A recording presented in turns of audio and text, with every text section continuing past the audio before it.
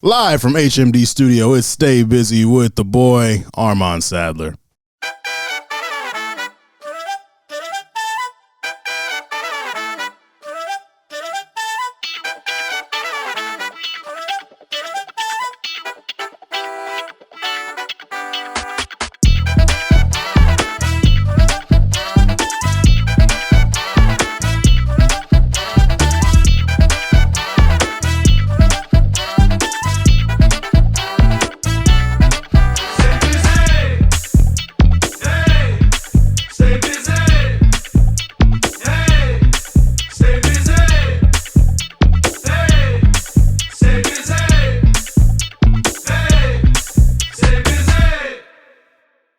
Yes, sir. We back. Yeah. We are back once again. Ladies and gentlemen, welcome to another edition of Stay Busy with Armon Sadler, where we have responsible discussions on the music business and the music culture. And when we are fortunate, we bring in some incredible people.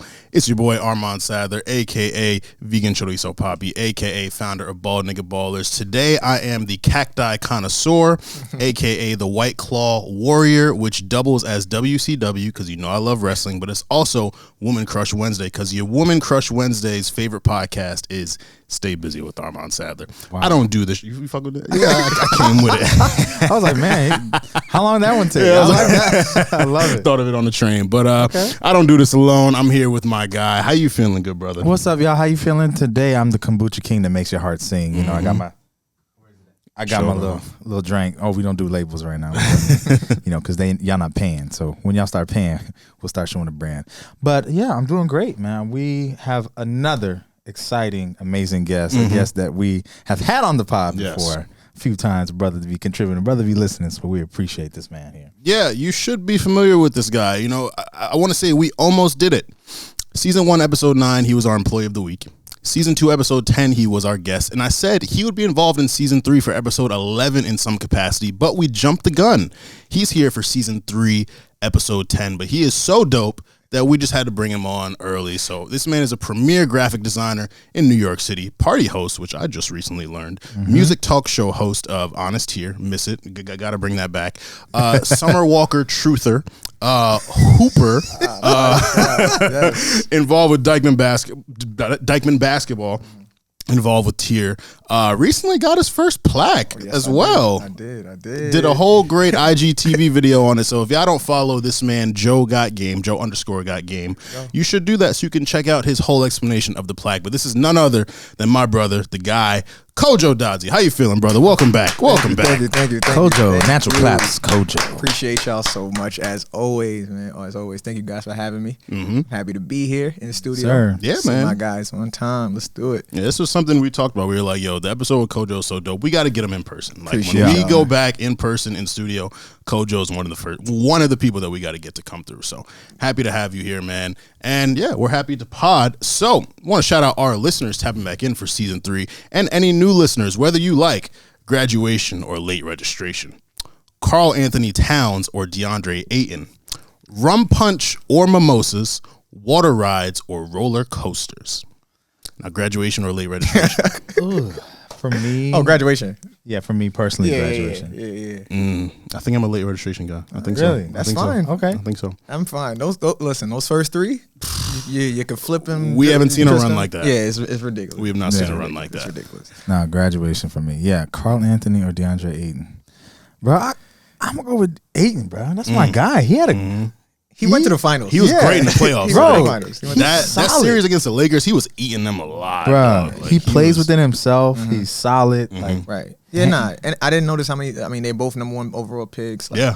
That's a nice little comparison. But Cat really hasn't done much. Yeah. You know what I mean, I think 1 playoff appearance, hadn't even been past the first round. So yeah, I gotta give it to Ayton on that one. It's like the NBA is situational too. Like Cat, if he was on another team, we could be having a very different conversation. Absolutely. Yeah, he's skillful. He's also kind of timid as a player, I feel too. Yeah. Like he could be a dog, but he don't be dogging like that. I don't know. But he's a dog in spurts. Right. Yeah. Rum punch or mimosas for our brunch lovers. Rum punch, bro. Give me both, please. One in each hand like this. A balanced diet is a cocktail in both hands. Yes, Come on now. Shout out HMD Studio. Okay. I think I'm a mimosa guy, man. I could drink mimosa any time of day, any day. But rum punch be hitting, dude. The right rum punch. Whew. I was gonna bring a rum punch here with me. Shout out to the Diner Nomad, man. Wow, listen, that's fire. My homegirl Danny makes this rum punch. Yeah. Okay. Crack. I'm I had some last night. While I was watching the Yeah. we gonna get into it.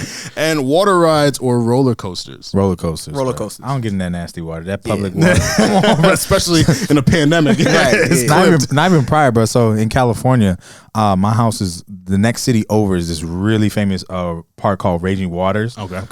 Justin Bieber did that video there with who was that? Him and Chris Brown, was it? I don't know. No, Chris Brown did the wet video. Oh, that spot? That joint. That shit look lit though. It's valid. I should have gone at some point in my life, but my parents was never with it. Okay. So I ended up never going. I never ended up going. But they both did a video there. Justin Bieber and Brown and Breezy in different times. Whatever. So yeah, roller coasters, bro. Yeah, roller coasters on mine. We got to shout out our VP of everything, Kieran Hurley, the man that you cannot see, but you can feel. And he wanted to give a special shout out to you, Kojo, for helping us with our graphics and editing game last season. A few small pointers, it evolved into a lot through the year, and we appreciate it. He's looking forward to meeting you in person when we get the busy runs going summer 2022. So he's trying to hoop. He's trying to hoop. Oh. Kieran's nice too. I'm not. That's what we trying to do? Yeah, he's trying to hoop. Let's do it. I don't know if he's seen your IGTV videos. I don't know, but okay. Now let's do it. Appreciate you, bro, man. Yo, anything I could do to help, man. I know how I am. So Yes, mad sir. love. Shout out to Anchor, our distribution platform. If you do not know, Anchor will distribute your podcast for free to all streaming platforms, and you get some sponsor ads, regardless of your listenership. And HMD Studio, Camden, holding it down through the thick, the thin, the healthy, the unhealthy. He's doing the damn thing. We appreciate you, my brother. Masked up over there, just locked in. So much to chat about. What a week and weekend in music. sure. The week began with news that Drake withdrew his 2022 Grammy nominations, and we are interested in what the potential motivations could be for this. Kojo, what do you think went into this decision for him?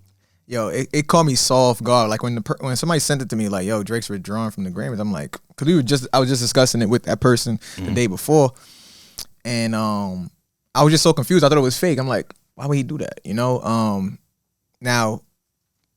Reasons being, I've heard all the conspiracies and all the ideas, but it does seem like he is kind of just taking the power back and just doing something that we haven't. I don't think I've seen it done in a while or ever to my knowledge. Like it's just Drake stunting again. Like, all right, well, I'll take it off. Because I can.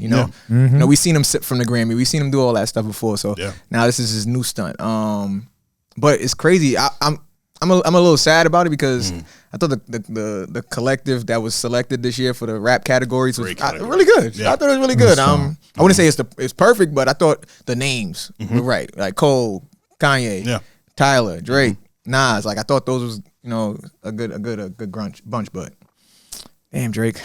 Yeah, we gonna miss you, bro. And I was curious to see what was gonna happen if they were gonna bring in the person with the next most votes, like the runner up, but they're not. They're deciding to just go on with the current nominees, so it'll be 4 folks instead. Bringing in somebody else would probably be kind of like corny too. It's consolation too, because say they win, say they win, then be like, bro, I'm only here. I wasn't supposed to be here. Right, I was number 6. That would be nuts. Yeah. That'll set the internet on fire too. I know that. 100%. My thought process, because J5 brought this up when he visited. Shout out J5. He spoke on how Drake with the biggest rap album in 2021. It didn't make sense that he wasn't in the overall album of the year category. And he's been nominated for it before. Scorpion, I didn't remember this. Scorpion was nominated for overall album of the year. Views was nominated for overall album of the year at one point. But I think this year, with the impact of Certified Lover Boy, there's been no bigger rap album than that.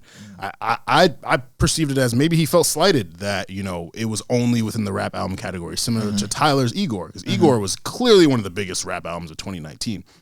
So I think Drake might have wanted that recognition, but I like the perspective you brought up too, because it's kind of like I don't need this. Like, I've gotten the Grammys before. Right. You know, he did his whole speech when he won for God's Play and talking about, like, empty the clip, bro. This don't matter. If you got fans, people paying their money to come see you, then it don't matter. It's like, that's a good point. I got to give it to Drake. That was one of the best Grammy speeches I ever heard in my life. Amazing. One of the award speeches I've ever heard. And it's so true, too. It's like, you know, you see so many artists craving this recognition, craving these awards, and they get down on themselves. And it's like, bro, if you got people who want to pay to see you, if you could sell out any type of venue you're at, you're good. You're a winner already. So I feel it. That message is pure. I will say that message that Drake did say is pure. But then, I mean, I'm not an artist, but I know what it might feel like to be an artist. Oh, and you right, but I want this gold. It's trophy, nice bro. to have that joint. We said it last week. It's nice to have that joint on your mantle. Right. I don't know why people be capping, though, honestly. Like, people want Grammys. They do. For sure. Yeah, that's what I'm saying. It's just like, bro. I understand. It's like, you know, people fighting the institution or want to speak out on it. And we should do that, right? We should want a better, more equitable institution to celebrate, you know, at the highest level. But, like, dog, that's our Super Bowl. Like, Right. We need that, bro. Like, people will say, you know, you could be a great player, but when Chuck be on Inside the NBA, what they say? You ain't got no rings. Hands real empty. That's his Hall of Famer. That's their jokes, yeah. You ain't got no rings, bro. Yeah. So at the end of the day, like, it's something to check off the list. It's not everything, but it is something It's that a big all something. you know. It's something. And you know that other conversation, you know, you guys have had it, like, you know, just putting power into our own stuff, our own shows, right? Soul Train Awards fire. Yeah. You're right. I don't. That battle to bring the Soul Train Awards up and the BET Awards up, bring it high to where the Grammys is. I think it's just it's going to be a never ending battle. Yeah, because the Grammys serve every demographic, and those serve very limited demographics. So it's just Even if we are the biggest genre in music, you know, hip hop, R&B, whatever, like it's still going to be a battle we can't win. So Yeah. So very interested to see how the rap category turns out now. Hey man, who you got winning it now?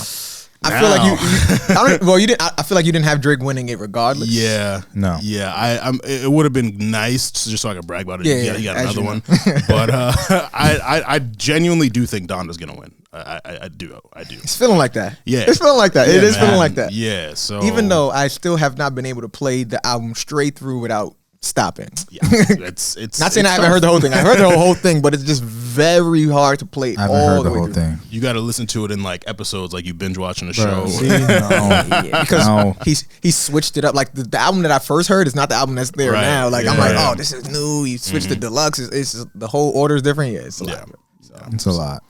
Speaking of Kanye, speaking of Drake, this past weekend, we were treated to the free Larry Hoover concert at the Coliseum in Los Angeles. This is the culmination of the reconciliation between Kanye West and Drake. Jay Prince put up the finger gun, and Drake and Kanye performed on the same stage, walked out together, hugging, high-fiving, all that. And the narratives and the tweets were flying during this concert. Twitter was on fire, man. How'd you feel about it, Kojo?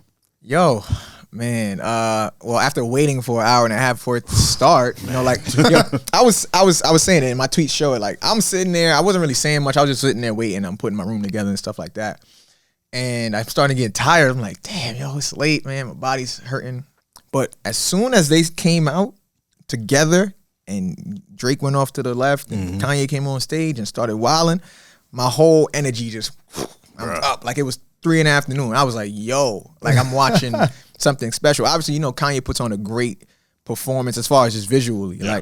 Like I said, I never saw a live stream look so cinematic. Like, they got different camera angles, the smoke, the lighting, everything was nuts. Just like how the stage was set up and Kanye being in the middle on this whatever platform it was and just seeing all the lights in the Coliseum. It was nuts. Performance wise, song wise, Kanye just emptied the clip from like I'm classic, like, yo, bro, after classic, and it's hard because what else is he gonna play? Yeah, you know, bro. It's like, yo, he don't really got nothing that isn't stadium music. Yeah. Like everything is built for something like that. Yeah, everything, bro. That's why Kanye stays so present, bro. At the end of the day, the music is immaculate. It is, and it's one of them ones. At the end of the day, I was sitting there like, yo, he didn't play nothing from 808s until I feel like Say You Will, right? Say You Will. I have the whole set list right here. And I'm just thinking, like, to me, Say You Will sounds more grand than anything he played before that, but everything sounded so good. Yeah. So good. And then when he finally got to My Beautiful Dark Twisted Fantasy, I didn't even realize he didn't play nothing from an album. I'm like, oh shit, he's doing Runaway. Like, I'm like, yo, I was standing up in front of the TV. Like, it was crazy. It was crazy. Bro. It was crazy. It was crazy. That's the effort. Craft. Like I be saying. Yeah. Craft. Yeah. Craft over everything. Yeah. Performance is part of the craft. But there is another side of it, right? There's the Drake part, right? Yeah. We got to speak about it. that. We got to speak about it because talk about it, my brother. I think, and y'all know I'm big on not having a lot of expectations on things. I just like to experience them. Right. That's just how I am. You know what I mean? Because I've just been let down a lot in my life. Right. So I didn't have many expectations coming into it. Mm-hmm. But once Kanye started wilding, I'm like, how is Drake going to top this? He needs to. I was in that bag. Like, I needed something. But it was apparent once Drake started that it was going to be a different type of bag that he was going to be in. It was just apparent. Once he started, I was like, yeah, Drake's not going into the Take Care bag. He's not doing anything from Nothing Was the Same. He ain't here for that. Yeah. He's not here for that. Yeah. It's that special guest for a reason. It's not his show. Yeah. I think he understood that, and I think he gave the people who are in LA at the moment what they deserved. I think that's what they deserved. Yeah, I deserved a little break for Kanye to come back out and then finish the show. Yeah. And that's what I watched. I want to ask y'all a question. Have either of you seen Drake live? Never. I have not. That's my biggest regret in life. Okay. I'm about to go on a little rant for Go a ahead, little bit, bro. so just let me rock. All right. Seen Drake live twice. Okay. Saw him both times in 2018. He did a party set at the Virgil Abloh Day party in like July. Then I saw him in September. This was in the Scorpion era.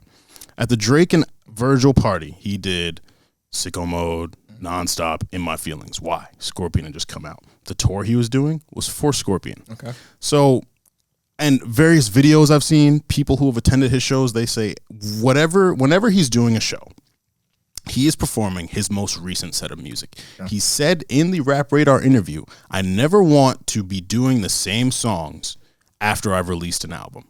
If it's 2018, I don't want to be doing what I closed a tour with in 2013. Okay. So he's always pushing his most recent stuff. So y'all are weird. Sometimes y'all got to shut the fuck up. Sometimes y'all just got to shut the fuck up. There was so much celebration of this reconciliation, as I said before, between Drake and Kanye.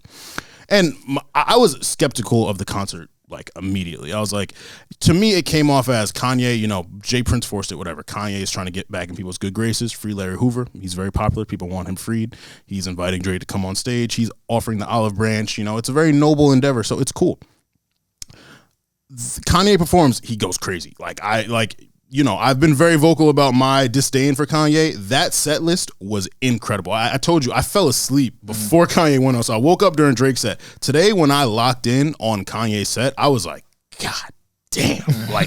That set list was let me read y'all what he did. To praise God, he started with a Travis verse. Right? That's his boy. Don't Quite worry. a choice. Quite a choice. We'll get to Travis later. He said, La Flame. Bro. Yikes. Jesus Walks, All Falls Down, Gold Digger, Touch the Sky, Stronger, All of the Lights, Black Skinhead, All Day, Mercy, Good Life, Flashing Lights, Say You Will, I Wonder, Covers Find Your Love, does Runaway, does Can't Tell Me Nothing. What a fucking set list. He went crazy. He spazzed. And he took a break. Yeah, there's no denying that. That shit was incredible. Yeah. So the thing that I think people are ignoring is, like you said, Drake was the special guest. When someone is when it was the Drake and Migos tour, Migos opened for Drake, right. They got a good 45 minutes to an hour, but they didn't do everything. They didn't do all their old shit. They were also pushing an album. Culture 2 came out that year, so they were pushing that. When you're a special guest for someone's show, you don't really get to get in your bag like that. You get a good period of time. And yes, Drake is one of the biggest artists in the world, so you can give him ample time. But this was a Kanye West concert. Yes, a very good Kanye West concert. Right. I think Kanye is calculated too. Him uniting with Drake for this good cause. I don't think they rehearsed together at all. I don't think that they were really aware. We saw that picture of the set list glow that they were supposed to do things together. Oh yeah, that didn't happen. It never happened. Those things never happened. I don't really think they were in sync. I think it's like, yo, I'm doing the show. I want you to come. It's a great look for publicity. It's an amazing look for publicity. But I also think Kanye is so calculated. He's so smart. He knows people are going to create a competition where there really wasn't one. They were doing the show together.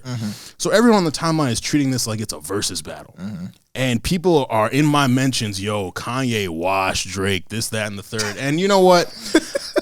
I can't ever be honest or logical about a situation because the stand card gets pulled out immediately. Right. But I'm admitting Kanye performed his ass off. Absolutely. That was, and he sounded out of breath. He was forgetting the lyrics, but it was still a great Kanye West show. Didn't matter. But why are y'all were so happy that they reconciled and you're making it this fake versus battle? Drake didn't give a fuck about that. He's pushing Certified Lover Boy. What songs did he do? He only did things from 2020 and beyond. Wants and Needs, No Friends in the Industry, What's Next, Life is Good, I Miss You Too, Laugh Now, Cry Later, Girls Want Girls, In the Bible, Way Too Sexy, Knife Talk, God's Plan. Okay, God's Plan is 2018. God's Plan 2018. But God's Plan is God's Plan. And it's also Kanye's on this whole gospel thing. So it makes sense. But it was like, and it was also low-key petty. Like a couple of them songs, he was throwing shots at Kanye too. Like it was like, he started with No Friends, and I'm like, bro, hey, like very interesting, you know, the then way he called him his idol. Yeah, bro, like it was, but you know, I think for Kanye, this is an opportunity for him to move into people's good graces even more. Like it's very, very calculated, very genius. And Drake's getting clowned on the timeline, whatever.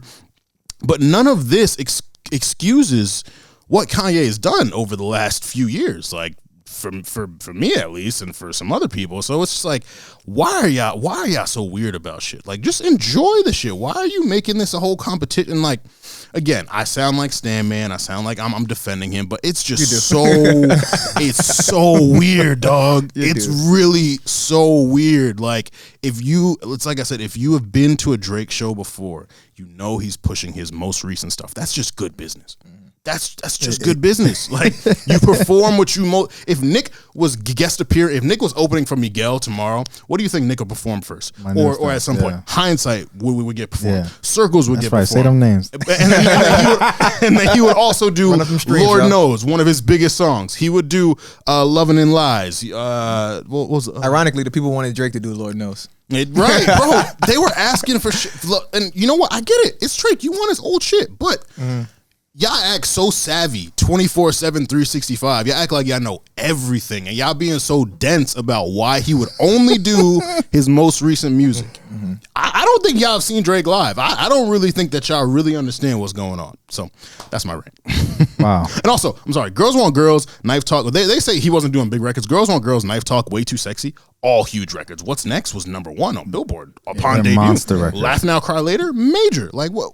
What are y'all saying? The records were big. You can't deny that the records that he performed. It wasn't his best performance, though. I will say that it wasn't that good. I would say that because I've heard that Drake is amazing, and I just didn't. I wasn't feeling that energy through the screen, but I wasn't there. But I had friends who were at the Coliseum that were telling me like, "Yo, I know what y'all saying on Twitter, but this shit is lit in here. Like, it's lit in here. Like, you know what I'm saying? So, sure."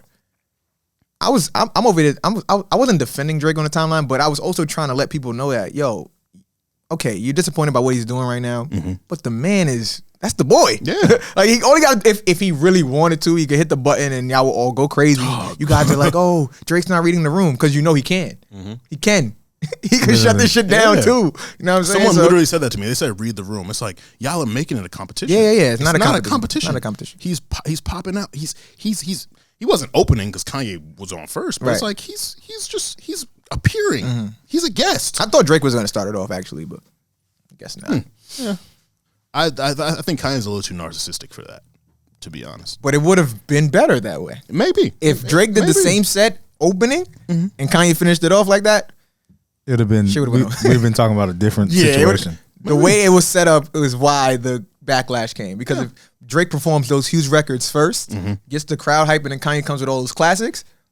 It's a good point. Come on, it's a good point. Yeah, that's a good point. Shout out to them though. But yeah, overall it's great. Yo, I needed that. Was that the Sunday Service Choir who was there? Bro, Jesus is Lord. They did the Ready or Not Fugees cover. They did a Easy on Me Adele gospel cover. Yes. Ultralight Beam. However do you want me? Like they spazzed. Like their voices are amazing. Oh my god, it was immaculate. As a vocalist, Nick, how you feel about that group? Bro, they're magical, yo. So it's funny. even from past performances, I know a few singers who've like joined, come in and did special gigs with them or whatever when they were first starting to do it. And I know like some of the people that are in it, it's the Avengers, bro. Like low the key gospel Avengers is high key, like from the musicians to like the people who are leading, like the worship leaders, bro. There's some heavy hitters in that group, and like the people who are in the background got hundreds of thousands of streams. Like there's singers in there, bro. Like so that's why it sounds the way it sounds every time. And shout out to Tony Williams, who's Kanye's cousin and be leading the choir as well. He's a choir master. Yeah, he's one of them. There's so many of them that help. But yeah, it's bro. Yeah, that Easy on Me joint is tough. I was like, I thought they were saying Yeezy. I thought they were saying go Yeezy on me, but yeah, that was tough. But when I realized what the song was, I was like, wait, are they doing this? Yeah. And then when I realized they put the gospel twang on, I was like, yeah. Listen, he had Drake. Listen, generational. He had Drake singing about God. Oh, can we talk about 24? We're not going to talk about it. We're going to hear it. Okay. He had Drake singing about my Lord. Yeah. Make it all right. Come on.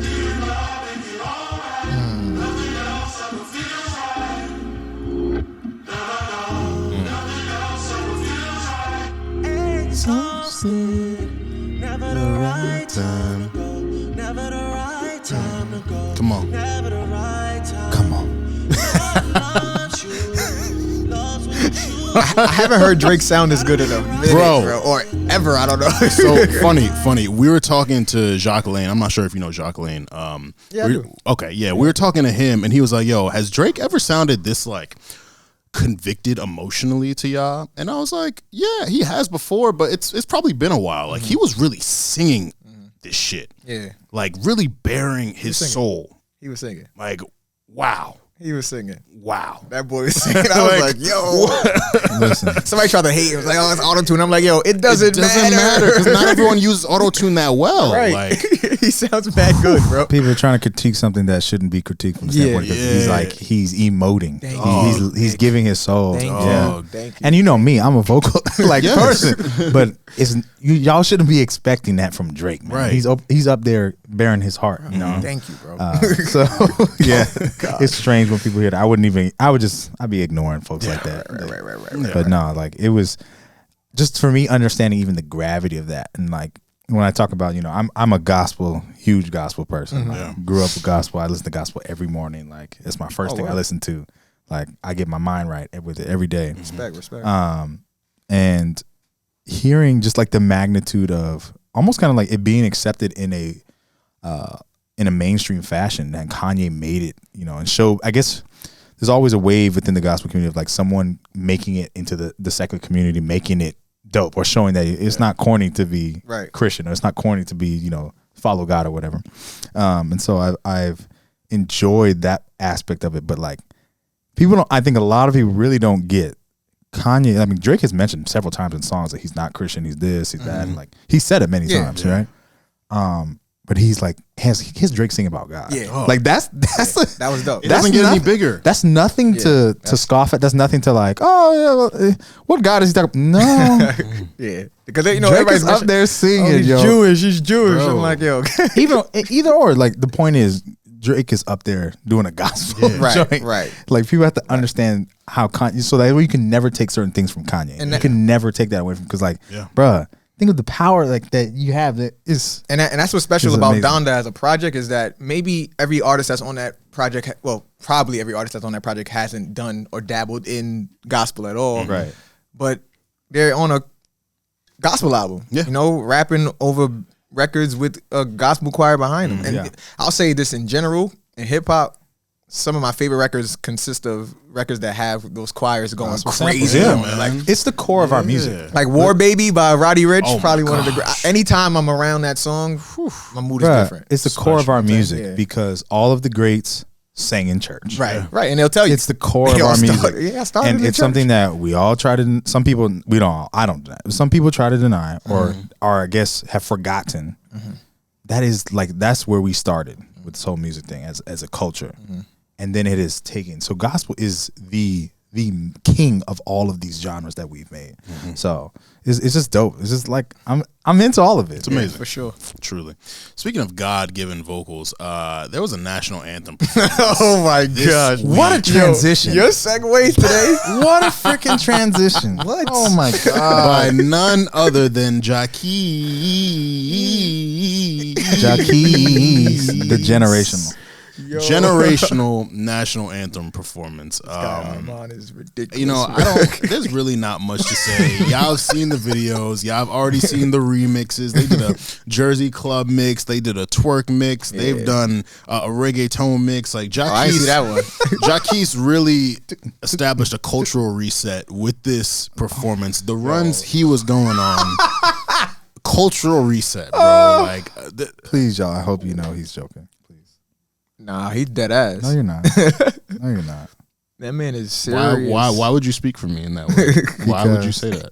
Because I need in that case, I need to speak for you. Nah, yo, JacquEeEees went crazy. There's really not much for me to say. Amazing. Fousheé, can you see? Fousheé. Yo, I saw a tweet that said when my friend Jose gets pepper sprayed. Yes. And I was just like, wait, what? I clicked. I was like, oh gosh, y'all are stupid. How is that app free? You know what's funny is we've been asking for years, how is the app free? Now they're trying to push Twitter Blue on Twitter us. Blue is right there for Have y'all paid for Twitter Blue? Absolutely not. The $3 subscription. Twitter should pay me. You could post 10-minute videos. Yeah, you could all like undo a tweet. You could do you could have like pin your DM. All this undo a tweet? You mean delete? No, like edit. Yeah. You know all the shit that we've asked for. Yeah. They're like, you know what? Yeah, you can have it if you're $3 a month. Yeah. So influencers are gonna get it first because the companies are gonna pay for it, and they're gonna do some trials, and then maybe we'll see some content that has those features. And be like, dang, that's kind of fire. Right. Yeah. Some people are like, you know what? I'll throw it in. I'm never paying for Twitter. Why? Why? Twitter owes me bread. I've given that app too much content. Bro, honestly. Why? Honestly. My tweets. Why would you ever pay for I'm running Twitter? 2 accounts right now. 4 accounts right now. I got a couple under my belt. Yeah, they like, chill out. Come on. I'm giving you premium content. Should never pay for Twitter. Yeah. Sorry, anyone that works at Twitter, if you're listening to this, we're never gonna pay. But definitely want to thank the king of R&B, JacquEeEees, for that generational. Did the Lakers win that game? I don't know. No, Was that the Celtic game? I think. No, they lost that one. Okay. They lost that one. I hope it wasn't. It might have been though. It might have been. Definitely want to discuss. So Travis Scott did his first interview since the Astroworld incident with Charlemagne, and there were a lot of thoughts about that. We've spoken about Travis on the podcast, and you know, I just personally think this is an interesting situation for an artist like him to navigate because he's been primarily about the music, himself, raging, all that. And now he has to speak for himself in a way that is substantial, in a way that is serious, in a way that is outside the artistry too. Yeah, it's like you have to be empathetic to people.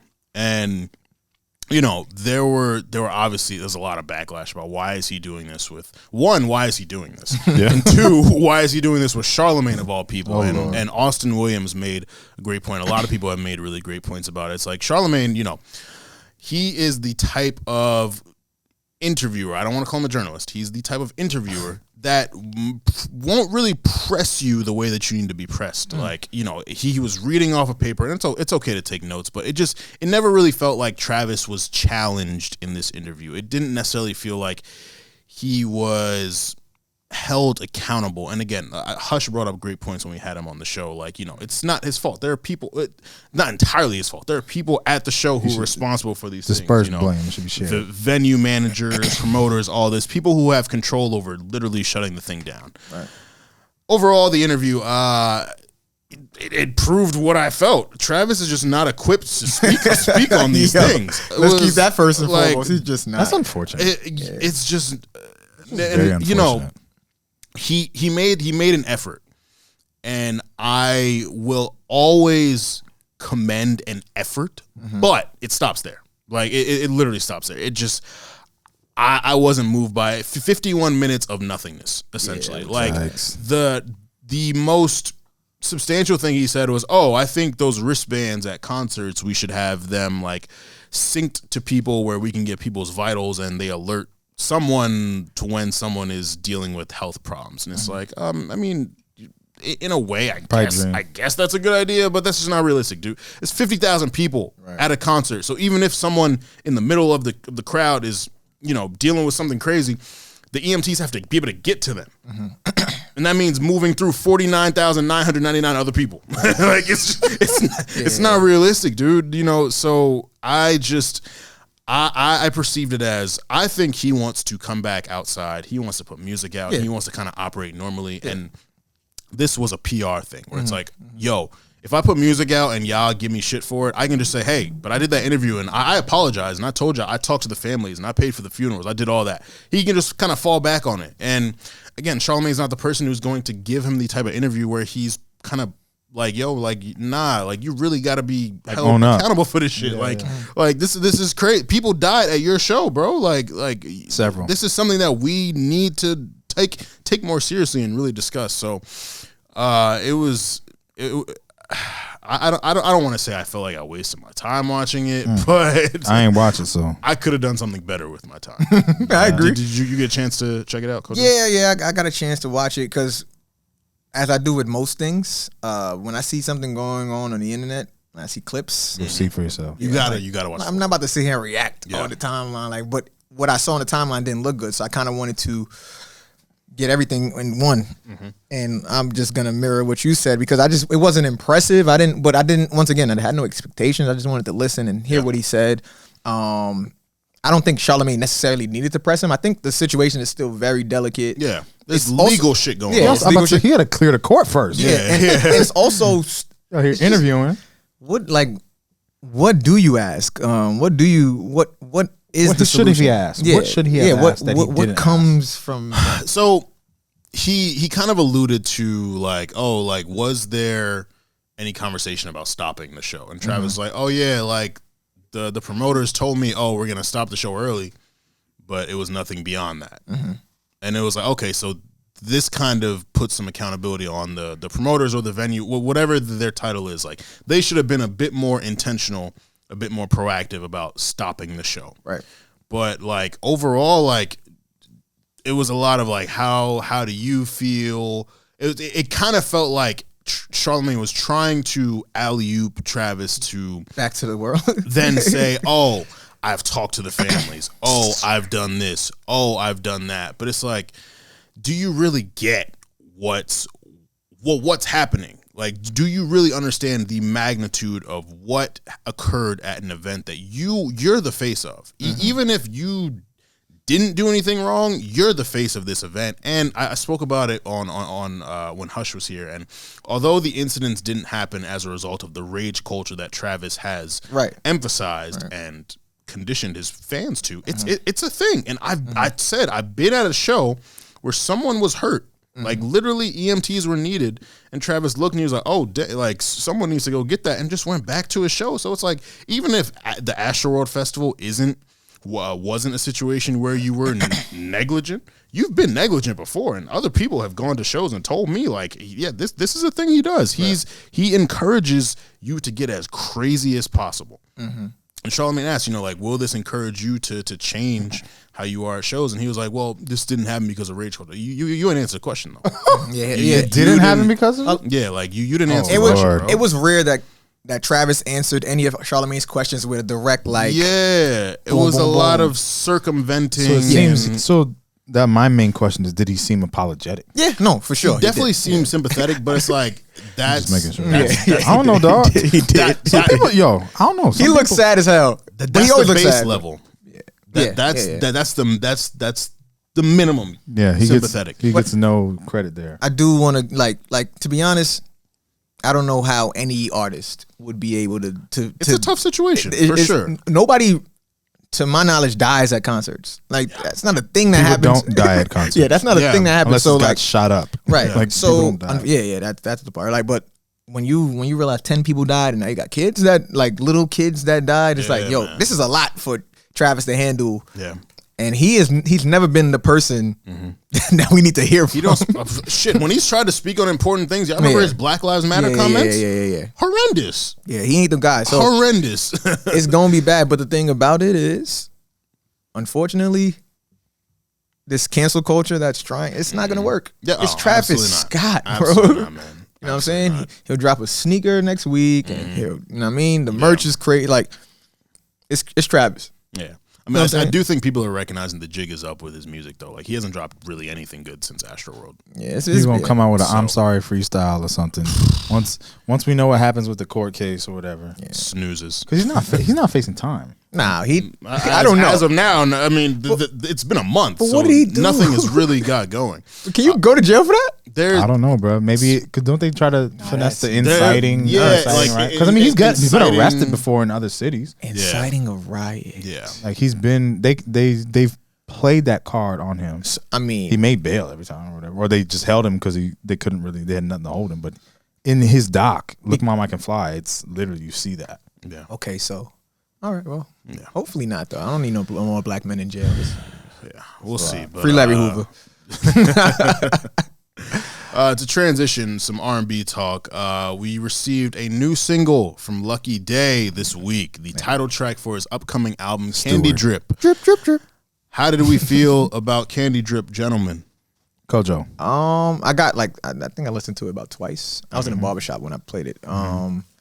It's solid. Lucky Daye, one of my favorite R&B artists. Solid. His vocals are amazing as always. I like the groove on it. But once again, I didn't get to really fully dive in. I didn't get to loop it. But it was a good song. It's cool. Yeah. I think it's time for the album. Oh no, I'm on that. Is Over gonna be on the album? It better be. Right. What? Yeah. That was not. What are we talking about? Yeah. That's probably the God. most popular of the singles he's dropped. Bro, Yeah. I was outside work, vibing on the sidewalk to Over. I had it on loop. I maybe played it 10 times. The music is up here for me. Right. Right. And so when I heard the flip, change the time signature, change the vibe. Half crazy to flip that. Yeah. And I had just been shedding that song too, working that song out just for my own practice. And I'm like, yo, this is what we need right here. So my thoughts on Candy Drip. I enjoy the song. I think it's a very good song. Yeah. However, I feel as if it's a deep cut. I feel like it should be a B-side. I feel like it takes some of the steam off that he had. I mean, the pot was piping hot, over the other joints he's been doing. He's been doing one crazy run. You Want My Love. He's been on a literal run, and everyone is noticing yo. Wait, Lucky, we was listening before, but now we watching and listening. I'm waiting. Now we're yo, because truthfully, he's in the front line for the guys right now. For me, Yeah. he's in the front for the guys. He's right who there. else? Who else? Well, my other fave doesn't sing like Lucky. Thank you. But his name is Blast. Blast. Yeah, Blast. no, Blast is fire. That's my Blast guy. is fire. That's my guy right there. Fire. I love Blast. I love Blast music. But yeah, Lucky is right there. Lucky is, like I said on, what is it? Was it the first episode of this season? Yes. That he's the steward of bridging that gap between the singers. He's showing you the craft, yo. And Lucky's old. Two people don't know Lucky. Yeah, He's 30, mid-30s, right? 30 something. I think he's 37. Okay. That's crazy. Okay. Yeah, brother old, but black don't crack. He don't look. Yeah, He don't look 30. He looks young. Come on now. But I think No, they're he's also old. branding him to look younger. Of course, they doing it look, go get you, go He do got you a some grill, sit-ups. the earrings, Hey, all man. Go that. do some sit-ups, I'm my still brother. waiting for Jay-Z versus at 51. This is a lifetime craft, bro. facts. At the end of the day, You you know what I'm get saying? better as you get older. And he's getting better. I mean, he gets the real cosigns like Babyface and him be Lincoln. Yes. That happened. He gets the nods from the goats type people. You know what I'm saying? And so I'm very excited for this project to hear what he got going on. too. Because if it's anything like the singles that have come out and just the vocal performances too, because he's giving another level of that. Yeah. Also, he had an amazing. He did Over for the Soul Train Awards, and Smoked it. smoked it. Y'all gotta sing. At the end of it, that's what we had to do. Y'all have to sing.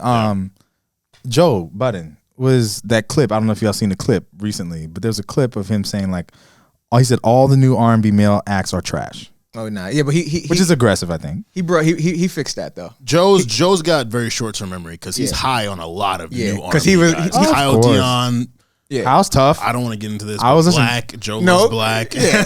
Like, you could get into it. You could get into it. That's a fantastic rapper. No, so R&B artist too. yeah, but I did hear rapper. Joe say that. But then on his last episode, he was like, "Yo, I don't want y'all to forget who I am and what I've been telling y'all. Like, Lucky is my guy. Blast. He named all the guys that he's been championing for a minute. So I guess he was really talking about the ladies. But because the women are the that's what he was really trying to do. He was trying to show everybody like, yo, the ladies is busting their ass. They got what y'all gonna hit back? Like, what y'all doing? Y'all gonna jump in and contribute from the guys, like represent the guys. If we think about it, what R&B males are we really waiting on projects for? Frank Ocean, of course. Frank is always going to be someone we're waiting on. Sir, it's been almost 2 years. But so I 2 think- years. But are we waiting for Sir? Like, We're gonna get it when it I would comes. like a new Sir. I listen to Sir pretty much daily. nah, Chasing Summer is amazing, but it's not. I don't know. Have I been like sitting here like, damn, I need some new Sir? the anticipation. Also, is not- I'm from the West Coast, so I'm highly biased. Right. Okay, Like, fair. That's right. You know what I'm saying? And that the whole essence of just like I missed that. Got you. Whatever. Got you. But what I interpreted as when what Joe was saying was like, the new male R&B acts are trash. They're not giving what they're supposed to give. We pointed out Giveon. He's like, it ain't Giveon. He's like, it ain't Giveon. People be so tough on Giveon. I mean, I was tough on Giveon. Wait, he put me on to give y'all, which is odd. Like, I know. We can't take away from Giveon. Giveon's on a good trajectory. For tonight, that joint is hard. Yeah. It's very good. Giveon has his trajectory is like this. As long as he keeps getting better and everything, he's gonna go very far. Right? Get the Grammy. He might get the Grammy. Too. Right, but he's more on the crooning side. He's more on that thing. I think Joe was referring to like who is the Usher, breezy, Right. that sort of person to like who sang Neo Soul. and is gonna, who sang, put on the Because show. that's what he said. performs, He like- mentioned Neo Soul. You know what I'm saying? He said we're Neo Soul too. You know what I'm saying? It's like who is gonna be the people in the front? And truthfully, to be in the front, you gotta sing. Yeah. But you also gotta have the star power. Yeah. You know what I'm saying? You gotta have that it. The ladies got to be fainting for you and all that. Lucky has the it, bro. He does. It took He danced? however. I don't think he danced though. Yes, he do. He does? I ain't never seen him dance. And that's what they've been doing. I don't know if you've seen the Over video where he has like the bunch of different fits and he's like I locking didn't see in. the video though. Boy, Let me go check that we out. gotta- I wish we had a monitor to run. I play that Can't song run on the loop. I wish we had. I play that song on loop though. That's my It's joint. a great That's my fucking joint. That's my song. joint. Bruh. I Shout out D-Mile once again.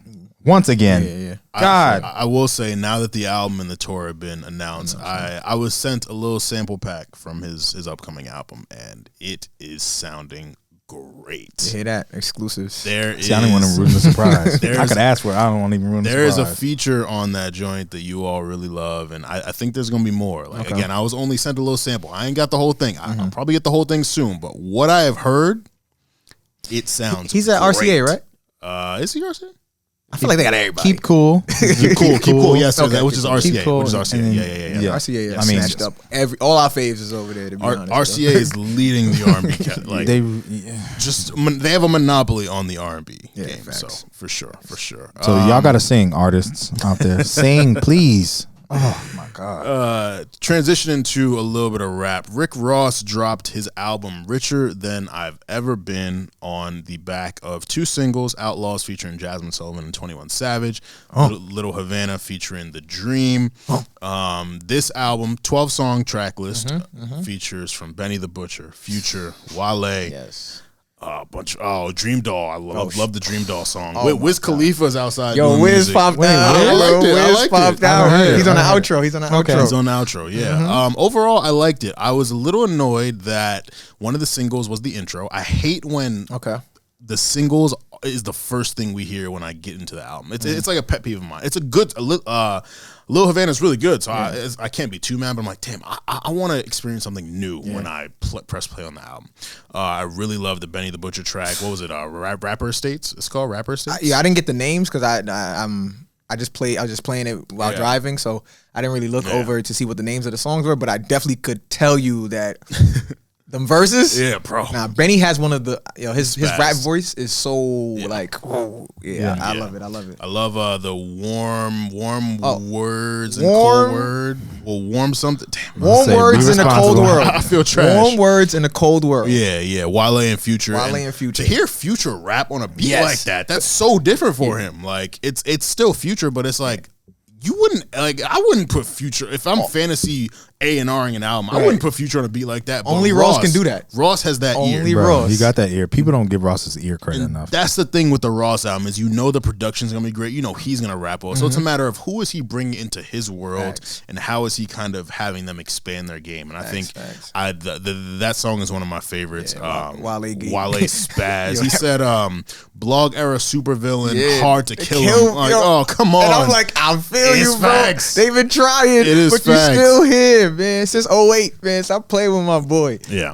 So overall, really enjoyed it. I love hearing what Ross has to say. I love that Ross takes his time. I love that Ross doesn't give you an album where he's like overwhelming you. Like it's all very just concise. It's warm words in a cold world. Love that. Wiggle with Dream Doll, very different for Ross. It was dope. But I liked it. Can't Be Broke, Young and Ace. The run from warm words in a cold world to Make It Out Alive with Made It Out Alive with Blast. Love it. They did a solid job. So overall, really, really good Ross album. Great album to end the year with. It's one of the shortest Ross albums. It is. Yeah, like easily. It's like under an hour, under 45 minutes. Because Ross is typically like a 3-verse guy. Yeah. Like 42 minutes. Port of Miami 2 was 6 minutes. minutes. 15 6-minute songs, but like an hour and something. It was like, because Ross is going to do a verse, someone's going to do a verse, and Ross going to come back. Right. And this one, it felt like he kind of stayed with us just for a shorter period of time. And I think he's aware of kind of how, this game is moving now. Like Ross doesn't need to give 21 songs. That's not Ross. Right. He doesn't have to force anything.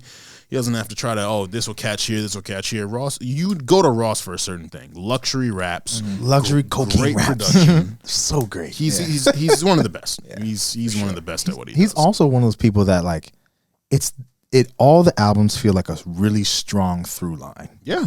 It is a character. It is the Don, the boss of this cocaine empire. From the title of the projects to just richer than I've ever been. In Port of Miami. It's just like rather you than me. Right. God forgives I don't. Everything, man. Yeah. Everything, man. It's that Don. It's that gangster. It's that, and it's all every time fresh. It's never tiring. Yeah. Which is like, maybe it's because he's leaned in so heavy to his brand, and like we all know what it is, and it's so strong. Right. It's a timeless sound. Like you can listen to Aston Martin music now, and it's still it's as relevant now as it was then. It translates well live. A lot of instrumentation. Shout out to Drake and Christelle. Nah, for real. Like honestly, man. Not Drake. Ross is one of them artists where if he announces that he's dropping a project, I'm excited. You're excited. You're excited, and he didn't. I don't think he disappointed, man. I can't wait to give it more spins and more listens, and you know what I mean. I'm happy that. We got that to close the year, and we got A Boogie to close the year.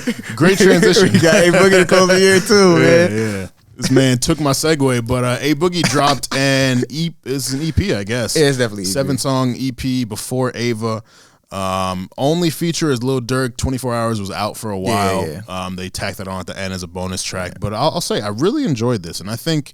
With A Boogie's last album, it came out early 2020. Artist 2.0. Artist 2.0. Yeah. It was a lot. So it was a high volume project. I really liked it, and I think for him to have not released in like a year and a half, like this is a good way to just remind, hey, like I'm still here. A Boogie, hear my sound. I saved 6 out of the 7 songs.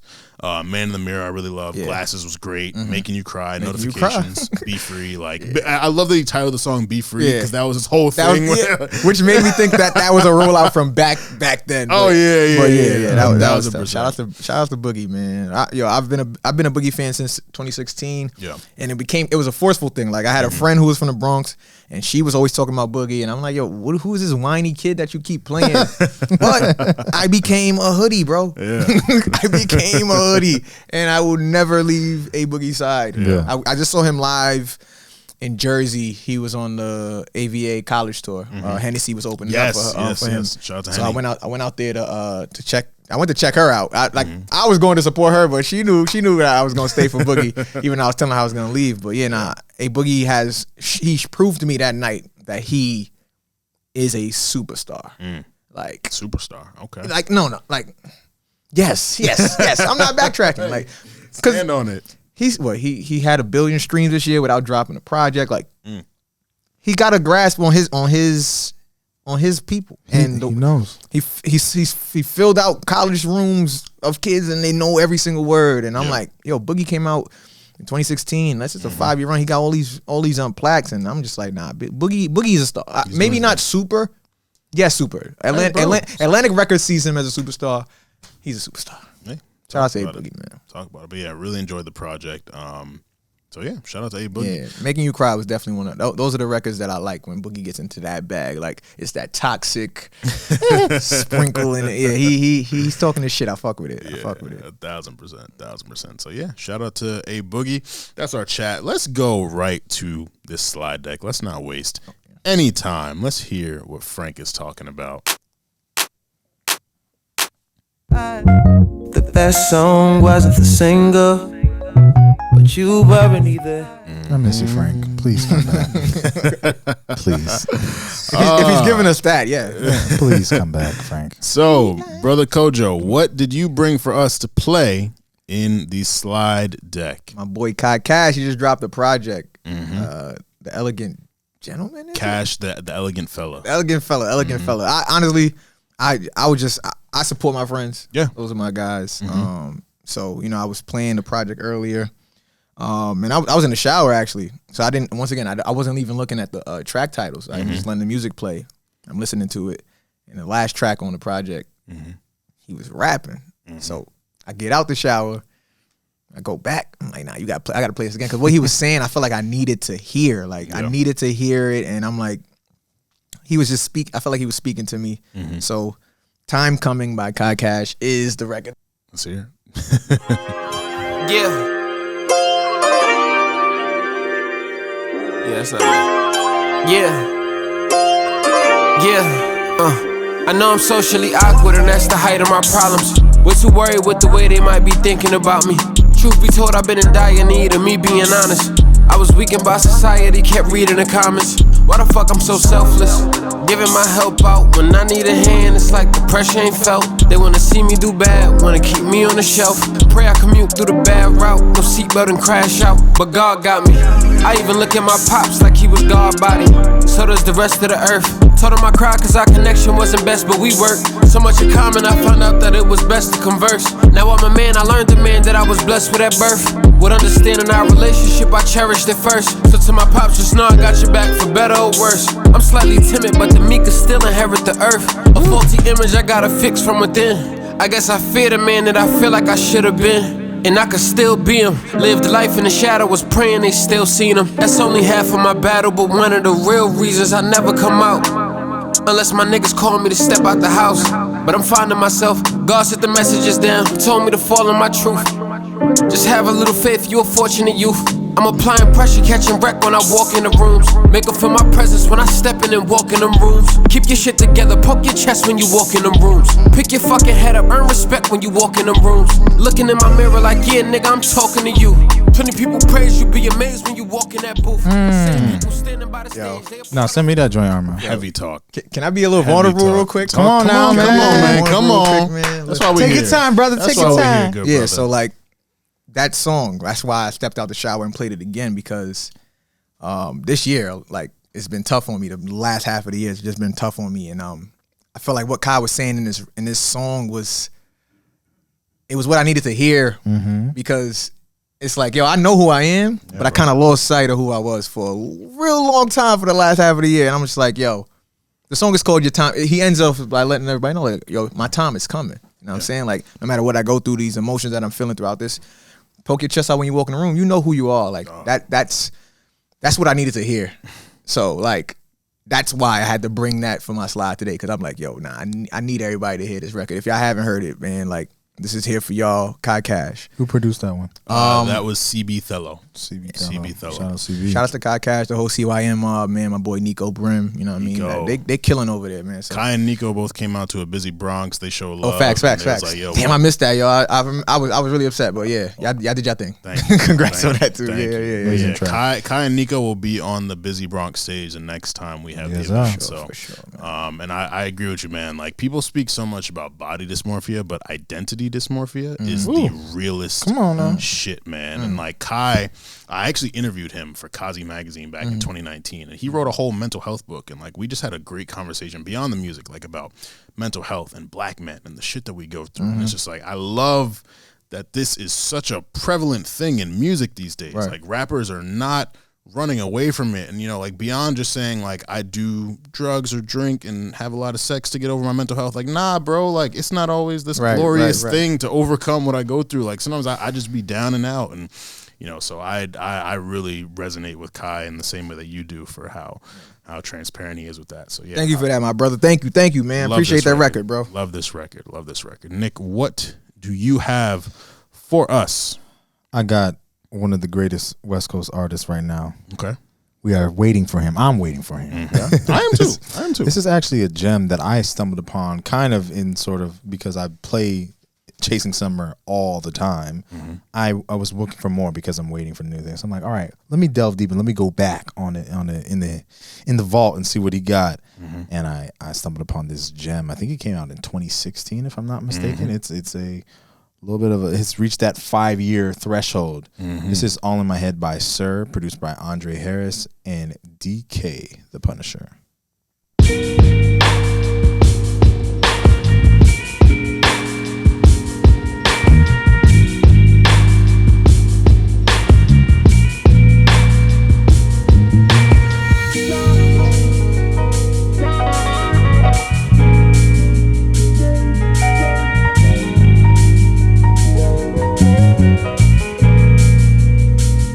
I should be leaving, I should be walking out the door.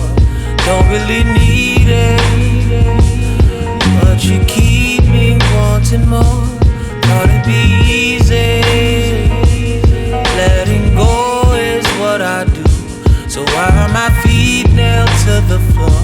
And why am I holding on to you? And why was last night the first time I felt anything in a long time? Feels like I'm a fall, set my cold heart, made up its own mind. Love ain't what I came for, but it's here now, and it feels good. You told me you were special, and you meant what you said. And I don't wanna leave this bed. Baby, you're all in my head, all in my head. Baby, you're all in my head, all in my head. Baby, you're all in my head, all in my head. Baby, you.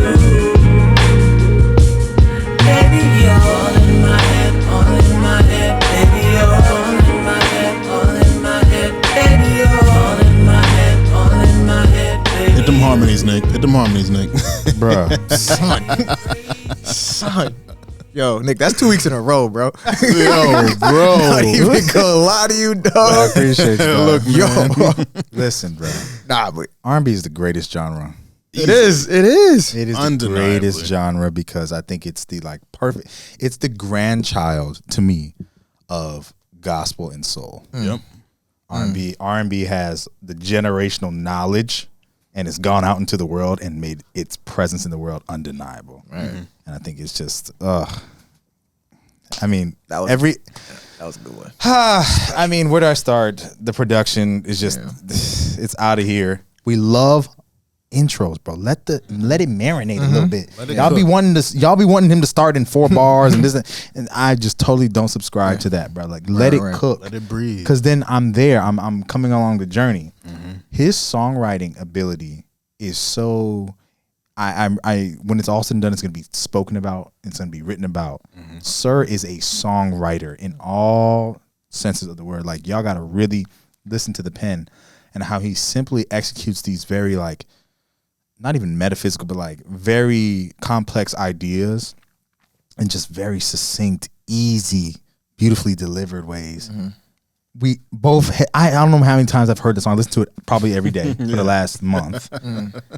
I've been saving it for an ace in a hole. Because I was going to put it last week, but I was like, I'm going to do that Sun, Moon, and Herbs. Okay. Then I was like, all right, now it's ready. It's ready. all right, I be having slides for weeks out, and I'm like, As you should, bro. As you should. That's a smart way to slides weeks out.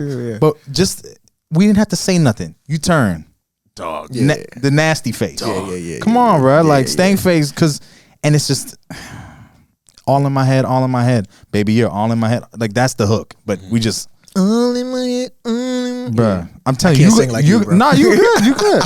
You're emoting. Yeah, and that's what I love about Sir is like. Sir is a good, to great vocalist. I wouldn't say he's an elite vocalist, but you feel him still, and that's you feel it. Everything feels genuine, authentic. It just feels like the things that he's singing. He means those things. He's not fabricating. He's not formulating something for the sake of they're gonna feel this. I feel this. Mm-hmm. It's all him. It's great, man. It's great. Great choice. Yes, great choice. Thank you. To end this off, I brought a track that I was put onto this project by Nick. We Stay Busy. We tweeted out, what albums do people feel like will be discussed as classics within the next few years? And one of the albums Nick put, I hadn't heard. It was a project called Time Machine by, is it Fousheé? I say Fousheé. Yeah. Fousheé. So I was like, all right, if Nick is saying this is going to be discussed as a classic and I haven't heard this, let me tap in. We'll talk about that. And I tapped in and I was like, I off one listen, I'm not going to say, this is or isn't a classic, but I enjoyed every single thing I heard from this damn project. Yeah. And the project closes with a track by the name of Candy Grapes featuring Steve Lacy, featuring production from Steve Lacy. So let's tap in.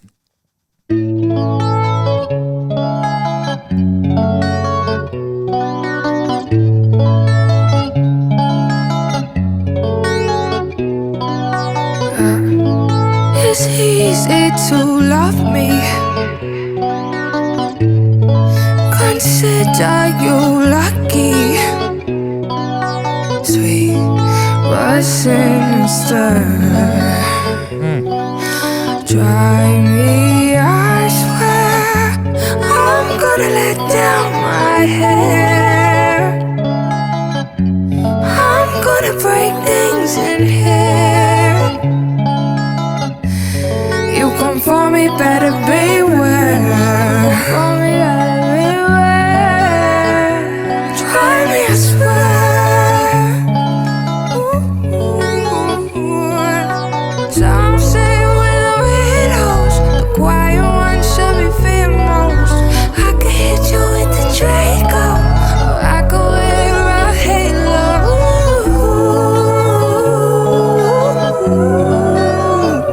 Try me, I swear.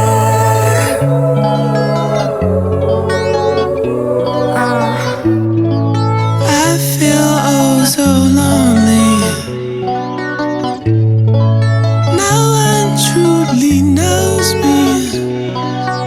Damn, I'm not in disguise. Try me 2 times. I'm gonna let down my hair. I'm gonna break, I don't care. You come for me, I don't play fair. Try me, I swear. Some say we're the weirdos, quiet ones should be feared most. I could hit you with That song got a nice little build up. Wow. It's a 7.5 minute. Oh, record. I could tell it was one of them We joints. didn't even get into what really I could tell it caught had me. They go there. Okay. Like, It's a group?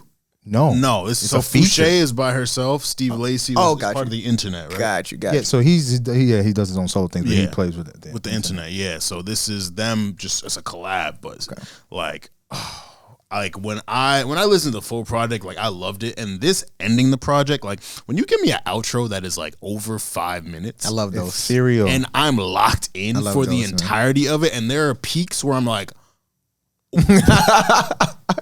hold on. Wait a minute. You can't just do this to me. You can't lull me with good shit and then take me up there like Arrangements. This is a 7.5 minute song that is completely worth your time. You will not be able to play this once. Wow. Candy Grapes. I just want to speak on Fousheé really quick. Go ahead, dog. Shout out Krim. Krim played with her for her Vivo session. Okay. Where do I start? So that project, and I kind of try to qualify it when I responded to the tweet with projects that I enjoyed, right? Because it's very challenging to just say like classic, right? But I think there are projects every year that find me, and I really can own, and I can pinpoint on one hand to say like this project are the ones that I can say top to bottom. I listen to it. I just start from the beginning, and I just let it go every time I listen. I don't really have to go to one song. Time Machine is one of those projects, and I think what's so unique about Fousheé is like she sits in this, to me, like this indie R&B category, where she has these sort of alternative folk sensibilities from her delivery, but it's R&B material, it's R&B production, it's R&B timbres and tricks, and she's at the end, she's talking about I hit you with the Draco sounding like an angel, you know what I'm saying? And she has this like almost like this very slick, like very aware swag to her too. That's like, if you're saying Draco, I'm saying she's tough. Like you an R&B singer talking about Draco. I hit you with the Draco, and it sounds so heartwarming. It's like, please do, like hit me with it. And then she has another joint on that, which is like a cover from, I forget the group, but it's too late, baby, now it's too late. Though we really did try to make it something inside. I'm not sure what song and too late, baby, now. It might be. Is it deep? There was a song called Carole King. It's the Carole King song. It's the Carole King song. Okay. She has so for me, it was just like, oh nah, she like really is a student of the craft. Because when you sampling, when you're not sampling, when you're covering those type of songs, I'm like, no, you get it. Yeah. Like you get it. Yeah. And so I'm very excited for her to continue to put out music. I'm locked in. I will be going to see her live whenever she comes around. Yes. Because fantastic. Yes, indeed. So, ladies and gentlemen, you can access all of these slides and more on the Stay Busy Slide Deck playlist, available on all platforms. Hit the link tree in our IG or Twitter bios, and artists, listeners, whoever, if you would like a slide added to the deck, let us know at StayBusyPod on IG, Twitter, or email us at StayBusyPod@gmail.com. Before we jump into our Kojo interview, we are introducing a kind of new segment called Kojo Tell Us. It's a game. It's a little game, you know, rapid fire, similar to auto reply, but it's a little different. You know, rather than just saying a word and we're getting your reaction, we're going to say it. We're gonna say multiple words, and we just want to hear how you feel. So, Nick, kick us off. I got one word reaction. One word. No. You speak give, on them. You can give words. Okay. You can give multiple words. Gotcha. So, what's the best movie you've seen lately? Best movie? Are you a movie guy? How Did They Fall? How Did They Fall? That was tough. You enjoyed it? Yeah, I enjoyed it. Okay. I thought the twist was really cool. We're not gonna spoil no. Yeah, that was tough. No, that was the twist. Was like had me like. They did a really good job with that movie. Really good job. Yeah. What are your thoughts on the unfortunate, untimely passing of Virgil Abloh? Oh yeah, that came out of nowhere, man. Rest in peace, Virgil. First and foremost. Yeah. I didn't really know what to think, man. 41 is way too young. As a black man, as a Ghanaian man, you know what I mean? I was Ghanaian, and you're in fashion, like man. There's a lot of connections, and everybody like. You know, last summer when Virgil did the Pop Smoke cover, and I was on his neck. He was getting shit. I was at him. Oh, I was at him, man. But that's one situation. Virgil was somebody I looked up to. His impact beyond that, his impact is undeniable. If you know me, Watch the Throne is one of my favorite albums of all time. I have the plaque. He is responsible for that. Like he was who he was, and I'm glad we were able to experience. I mean, may he rest in peace for sure. There's not a lot of people without a Virgil, man. Yeah. Man. So, who's someone that you want to express some love to? Oh, wow. Somebody want to express yes, this is Kojo Tell Us. My mother. Okay. Shout out. You know, right now my mom's in Ghana. Okay. Yeah, man. I just miss her, man. Different. She'll be home soon, but. She do like a half and half here, half there? Not, she just went out. She went out there to visit. You know what I mean? So, gotcha. She'll be back soon. Okay. Yeah. What are 3 words that describe the theme of your 2021? Emotional, triumphant. Come on now. And eye-opening. Ooh, we like that. Emotional, triumphant, eye-opening. Yeah. Okay. For sure. Oh, nah. Eye opening for real. Yeah. I got my third eyes open now, man. Listen, Talk about listen. I like this year, I realized things that I probably knew before, but I put in the back burner because I was experiencing a different type of, life. Yeah. But 2021, it showed me a lot, and I'm gonna take that into 2022. I'm gonna do things the right way. We love that. Love that, brother. Over or under solo activities? Going out to dinner by yourself, going to movies by yourself, going to concerts by yourself. Oh, wait. Over or under? Over. Really? So you don't like them? Oh, wait. Over meaning overrated. Oh, Under being underrated. then under. I'd like to do everything. Yo, Are you the only child? you wasn't. Nah, I'm the youngest of 3. Okay. You weren't at the concert with him, were you? The J. Cole concert? No. Oh, you were there by yourself. Dolo. I do everything alone. He was at the Cole I do concert everything by alone. himself. Like, I don't wait for my friends. Nobody. I don't care. You I'm with missed that. so much Yeah. stuff waiting. You for missed. Yeah. You will miss stuff. I've missed things, and I said never again. And then I started going like summer 2019, bro. I was everywhere. That's by what I myself. admire so much about you too. Yeah. Like sometimes I'll be like, "Damn, Nick is at something I would like to be at," but you know what? Nick waiting for me might have held him back. Yeah. From doing that. Yeah. Let me not be a selfish friend. Let me let him experience what he Bruh, wants to do. I be So gone. I completely feel you, and I'm the exact same way. Going to shows by yourself is dope. 'cause It's you- immaculate. It just opens up the opportunity to meet people too. You're free. When I went to the Emotional Oranges joint, granted I was with someone. I met a photographer who Sazid. He ended Shout up out Sazid, He ended up shooting for us. Like it's just like you never know what's going to happen. I met a photographer at the Cole show too. Like, I do it all the time. Like I don't, because my friends are Cole fans, but I'm not about to sit there and wait for them to. Oh, I don't know if I'm coming. I'm out. I'm going. I am out. I am going. Yeah. I think I know the answer to this, but I'm going to ask anyways. Let's see. Your favorite overall Hooper? Oh, overall, Yeah, Dwayne Wade. I knew it. Okay. I knew Absolutely, it. I knew without it. a shadow of a doubt. I knew it. I met Dwayne D-Wade. Wade, and then Lance Stevenson. Shout out to Lance the GOAT. Lance the GOAT. You know what I'm saying? Nah, but Dwayne Wade's been my idol. Obviously, I modeled my whole game after him. That's not a bad model. From the Euro step to everything, the step back, all of that. Like that was D Wade, the half spin, everything. The elbow jumper. Yeah, The elbow everything, jumper. everything. The head fake, everything. I love D Wade. So, yeah, man, that's my guy. You know what I mean, Sure. I just got his championship jersey from Michelin Ness. I had to order that because they put it up on the site. Had to get it. I had to get it. So yeah. You ever met him?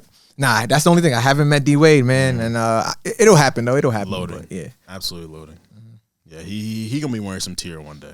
Oh no, he has. Oh, been. he's worn tier? Yeah, he's Okay, worn I'm tier. tripping, I'm tripping. He's All got right. it. Real? He's All got right. some Oh, y'all tier. sent him All right. some? Yeah, for sure, man. Fire. He's definitely had on a few pieces, man. Yeah. Shout out to D Wade, man. Shout out to D Wade. That's what's up. Yeah, There we go. Good dude. Yeah. There we go. I don't know him, but good dude. Nah, he's a good dude. That's my guy, man. That's a win. That's a win. So wins and losses is the theme of.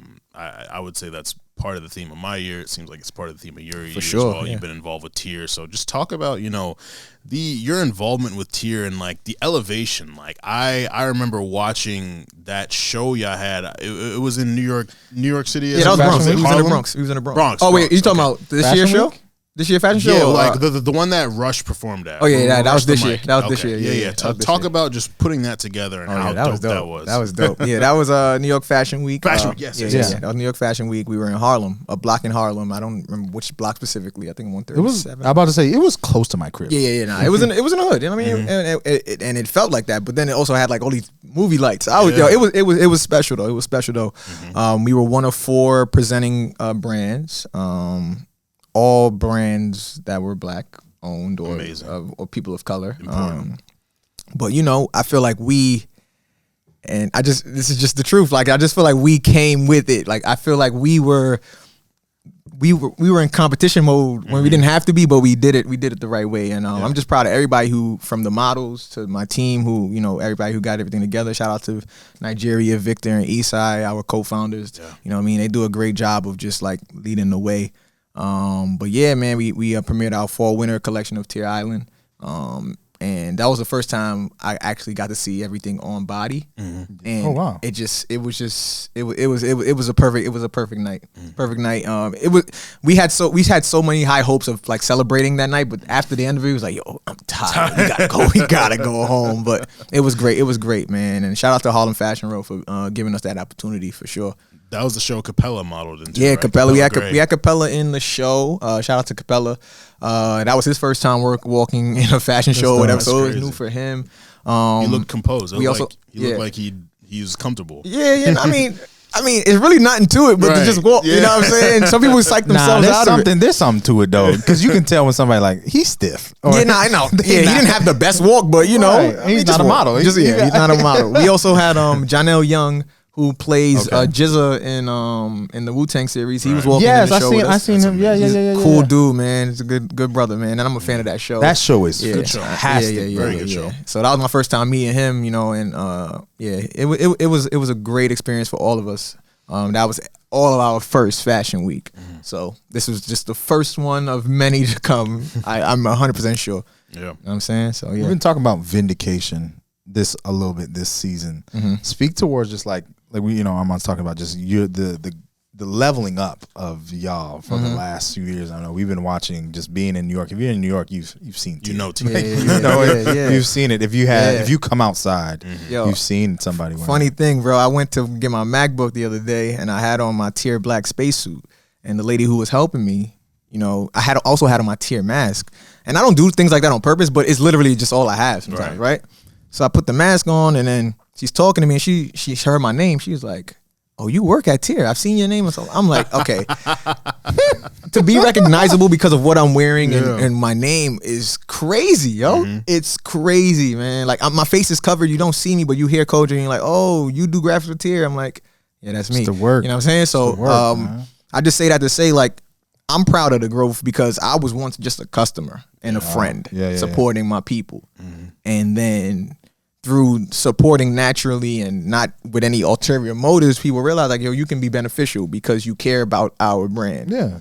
Come on board and see what you can do. And then I came on board to do one thing and I end up doing something else. And then I grow to get a full-time position. Now I get paid to do what I do. And it's just like, you go to work with your friends, y'all crack jokes all day, but y'all get things done. That's what I'm about. So I'm proud to see where they came from.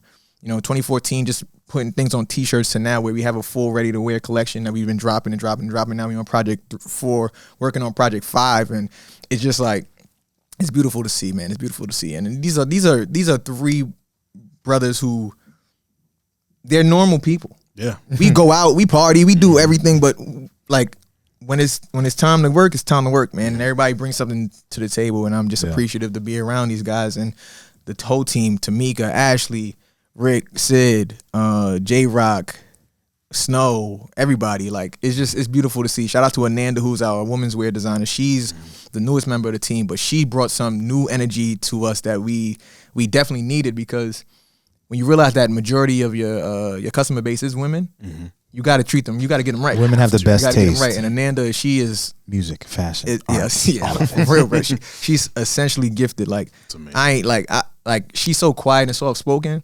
But when she presents what she's like, it's always a showstopper. So shout outs to the whole team, man. So I want to talk, you know, one thing I appreciate about you is how vulnerable you are, and you don't shy away from it. And that's something that a lot of men are like, all this shit. But you have no problem being vulnerable. And I really loved the video you put out for your birthday where you just talked about where you're at in life and things that have been going on. And, you know, last time you were here, you spoke extremely highly of your Asylum Records family. I did. And sometimes being a part of a family is, sometimes you have to let it go. So, you know, I'm curious, you know, what kind of went into the whole process of kind of stepping away from that, and just how you're feeling about that overall experience and where you're headed next. Okay, yeah, man. I kind of pushed it out of my mind because it was really bothering me. It was bothering me a lot. So, yeah, so July, first week of July, right before my birthday, I left Asylum Records. The decision wasn't something that I necessarily wanted. Right. That, like I mentioned, it was I was forced into a transitional period that I was not ready for. Yeah. And for whatever reason, that decision was made. You know what I mean? I don't want to get into the specifics. No. You know what I'm saying? But nonetheless, it was made, and there's still a lot of unanswered questions. You know, a lot of conversations that I haven't been able to have sometimes. And I'm like, you know what I mean? You and I said this the other day to somebody. I'm like, yo, everything I ever said positive about those people, I meant. It remains. Yeah. It's true. Yeah. I just feel like they handled a tough situation the wrong way. You know what I mean? And that's just the truth of the matter. They're not bad people because of that. It's probably tough for them too. Yeah. But, you know, It is what it is, and you know, it's been tough because once again I didn't plan for this, Right. so the adjustment period has been hard for me.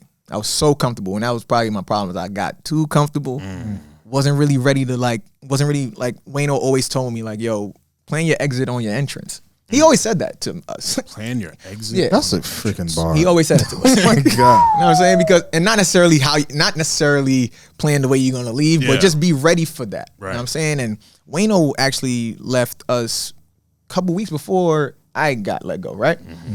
I'm not even gonna say where he's at right now, but you know, he called me and he gave me the pep talk that I needed, and a couple people called me and gave me the pep talk that I needed, but he always said, you know, plan your exit on your entrance, and I should have done that. I should have listened to him. He gave me so much advice throughout my time at Asylum, and that was one thing that I did not necessarily take heed to. But nonetheless, you know, now I'm in a space where once I made a decision that 2022 I'm back on my bullshit, like for real. And somebody tweeted it the other day, and I had to retweet it. New year, new me. I'm not playing around with nobody. I'm dead ass though. I'm so dead ass. I've never said that in my life. Yeah. But I'm so dead ass. Like I need this fresh start. You know what I mean? But shout outs to Asylum, man. I have no hard feelings, like necessarily real hard feelings towards any individual who is there now, who was there. Ashley and Kiana are still two of my best friends. I love them dearly. Those are my sisters. They're always joking on me. They think I hate them now. I don't. You know what I'm saying? I love y'all forever. So it is what it is, man. Yeah. You know what I mean? And I also want to say, like, that whole situation also kind of made me a little bit jaded towards the music industry in general. Speak like, on it. In Speak on general, like I'm just like, Speak on it. yo, do I want to give back into this? Like, Speak do I on it. really want to work in music? But I love it so much. So that's the internal battle I have. I was telling my homegirl Ebony the other day, like, I'm more than Miss just a 2Bs? Yeah, Miss 2B. Shout out to to- my sister, man. Interned with her at the source. Look at She's y'all. the greatest. Look at y'all, man. But yeah, I was telling her, I'm like, yo, you know, I'm more than just a graphic designer. Oh, like, come on. There is so much that I can bring to music. Yeah. But you know, I'm just battling with myself. Like, yo, do I really want to jump into it? But I do. I know I do. Yeah. So I'm gonna figure it out. Yeah. That's the way I see it. Yeah. Yeah, man. Anyone would be more than lucky to have you, sir, and to see Appreciate what you you, could fam. bring 1000%. to the table. So, yeah, it's sometimes it's interesting. I feel like, you know, whatever the circumstance may be, I feel like God sometimes just be like, look, no more, no bigger, and it'd be, you know, minor setback, major comeback Right. Yeah. all the Right, time. right. And what you see in the short term, you're like, yo, if that didn't happen, this wouldn't have happened. You see this long chain of events. I mean, I've seen that in my own life, you know, in the past years. Like, in the past, let's say 2 years, it's like, if I was in my last place I was at, I was just like, yo, what am I doing here? Truthfully. I was like, well, God, if I'm here for some purpose, you know, show me that one person that I'm supposed to meet or that one thing, you know, and it's always like you kind of keep that hope alive to try to stay positive and try to control your attitude with the situation. And I never got that answer. And it was the timing until like I interviewed for the current job that I have now, where literally every skill that they were looking for was things that I grew in the last position. So just like, wow, when it's your time, it's your time. When things is when you're ready to move on to your, you know, from glory to glory, you go on to the next thing. But it's you can't you could never write it. You could never write it. You could never plan it, and you can't see it. And so it's just like, you know, this is my encouragement to just keep going, you know, I will. doing your thing, because I will. be that Kojo that you know you can be. My boy sent me a picture of my first job the other day. He was like, yo, this is where you started from. You could up it again. And I'm just like, yo, that's why I love my circle sometimes, because, you know, it's certain people who do certain things for you, right? And he's just one of those friends who's like, he notices that when I'm in a little funk, he calls and he wants to talk and wants to like let me know like, yo, you helped me get here. You can do this, you can do that. You know what I mean? So, and it's funny, you mentioned the plaque earlier, right? You mentioned me getting the plaque. That was one of the greatest moments of my life. That's incredible. dude. Absolutely, right? People aspire to that. Yeah, right. Dream Like of that. I told the story of how when my cousin showed me his Life of Pablo plaque, I'm like, damn, I want one of these. Like, this is cool as shit. But I also was not working in music back then. But then I got a chance to, you know, get into it. And Whole Lot of Choppers wasn't just a song that I was just a part of. Like, nah, I pushed that song for real. Like, you know what I'm saying? I did a lot for that. You know what I mean? So, you know, I earned that plaque and it's hanging up on my wall for a reason. Like, I want that to be a reminder of how great I am at what I am, who I am. You know what I mean? So, yeah, just it's gonna be up soon. Trust, for sure. Yeah. So you're talking, 2022, new year, new you, back in your bullshit. What are some things that you want to step into and explore and expand in the Kojo Dadzie repertoire that is already vast? Yeah, so I definitely want to bring Honest Here back. You know what I mean? I know streets need that. The streets definitely need it, man. I used to say that I was too busy for it before, right? Which I should have never ever said, because that was my thing. I mean, I started that. So I'm gonna bring that back. Definitely want to I was telling my boy Carl this the other day that I want to get on camera more. Yeah. As an actor though, like, you know what I mean? Like I acted in a few small roles. I did a little commercial for my boy Taki's What's the Move app, right? That we did that a couple years ago. My homegirl Chanel Charles, I did a short role in her series After the Party.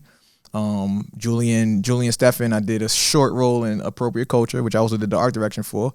So I know that I can, but I want to really do it, and I feel like it would be really fun, a nice little challenge for me, something that I had, and I got like, people probably don't recognize me as, but if I start doing it at a high level, they're like, yo, Joe, you could act too, bro. What the hell? Like, I aspire for people to be multi-talented gentleman. You see, it's not a nickname, it's a lifestyle, man. I'm really about that, so I definitely want to try that, and I want to use my camera more, like, you know what I mean? I want to either, shoot content for people, or, I just want to try something else, you know what I mean? So I just want to attack this year. Plus I want to, really, craft some great music with the artists that I work with, you know what I mean? I'm going to force Hennessy to drop an album this year, y'all. Don't worry. We're going to get that done.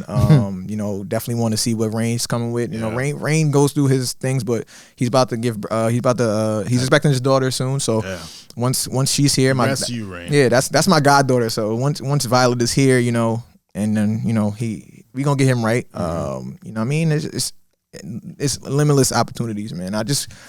I also want to get another plaque. So we gotta start working towards that. We gotta come on, let's go. You get me charged up, bro. I'm about to say, are you a goal writer? Like, do you need to write it down? Wow, that's a good question, because I was the friend in the group that was forcing everybody by normally by December 20th, 13th, I would always text the group chat like, yo guys, goal time. Let's write them down. Let's get them out. But I think 2020, I wrote down all my goals for 2020, and then the pandemic, right? Like in 2019, I gave my 2020 goals, but the pandemic threw everything off. So I looked at the end of the year, right? End of the year, which I had a solid year through the pandemic, but end of the year, I realized I didn't achieve any of the goals that I wrote down, and I was like, damn, do I really need to write this? Like, I just stopped writing it. So this year, I didn't write any goals down. But my boy Cam was telling me like, yo, you gotta keep writing your goals down, man. That checklist, you know what I mean, it's important. Write it down, make it plain. Come on. You know what I mean? So I'm gonna bring that back. So I'm gonna start. I have about a week to get my goals out, and then I'm gonna force the group chat to do the same, and we gonna get it right. We gonna get it right. So correct me if I'm wrong. You attend therapy, right? I do. Correct. I do. I've had so many conversations with my therapist where I've productively just barred myself up or been barred up. Oh, like, I get barred up. Yo, Armon, you ain't shit. Or my therapist is like, you're looking at this all wrong. What's been the most the conversation where you just had the most revelations about yourself, and it just like that switch flipped and you're just like, all right, this is how I got to move forward. Damn. I don't know if it's been one conversation. It's never just one. It's never one. The way my therapist speaks to me, it's very sisterly. That's awesome. So it's like the thing is, she challenges me more than she talks to me like, oh, this is what you should do. She advises more. Just it's basically like, yo, if you want to talk to me next week, get this done, because that's what you need to do. Get right. You know what I'm saying? So like, oh wow, that's fire. Yeah, real shit. You know what I mean? So like, and then, because I do want to speak, and because I do need that outlet, I'll make sure I get something done. You know what I mean? If not complete, I'll make sure I get something done. So it's never really one conversation where it's like, oh yeah, you know what I mean? But it's an array of things, and I appreciate her so much for just her patience and her honesty. Shout out to LaShawn. We have the same therapist. You know what I'm saying? So what's a good guy every Monday, 8 a.m.? My dogs, you know what I mean? So Yeah, that's really what it is, man. Like, and I know therapy isn't for everybody, but it's for me. It's for me, and I appreciate it. And if anybody in my life is in therapy, I also encourage them to keep going, and let that be, what helps you get through what you're getting through, or what you need to get to the next level. Aside from the sessions with your actual therapist, what are some things that you engage in life that you would deem therapy for you? Oh, basketball. Every day. I try to hoop now 4 times a week. That's what I used to do. Like 5s? Running 5s? Yeah. Full court basketball with my friends. That's like fellowship to us, man. Yeah. We link up on Saturdays. We get in the gym. We play for a couple hours. Then I'm playing in a fall league with another group of friends. That's on a competitive level, so we under the whistle. I play at St. Edmunds Prep High School with some friends and some older guys who coached or played at St. Edmunds or whatever. Yeah, I mean, so I just have to hoop. Like, I have to hoop, and I realized I was more sad when I wasn't hooping during the pandemic because I'm locked in quarantine. I can't go outside. I can't do anything really, and that's not my outlet. Was playing basketball, was being competitive, was yelling, was jumping, was dunking, all of that stuff. That's what made me happy. You know what I'm saying? When I couldn't be around my friends or couldn't eat chicken or whatever the case may be, bro. Like, just hooping. So, and I know that's always been my go-to. And it's not, how some people have vices that are negative. Yeah. That's not, I don't see anything negative about that. Even when I hurt myself playing ball, I realized I just want to just heal up and go back again. So, yeah, basketball is that one thing, man. Obviously listening to music, but that's a daily, you know what I mean? But I gotta hoop, man. Gotta hoop. Who's an artist that you're listening to right now that we should be listening to? Summer Walker.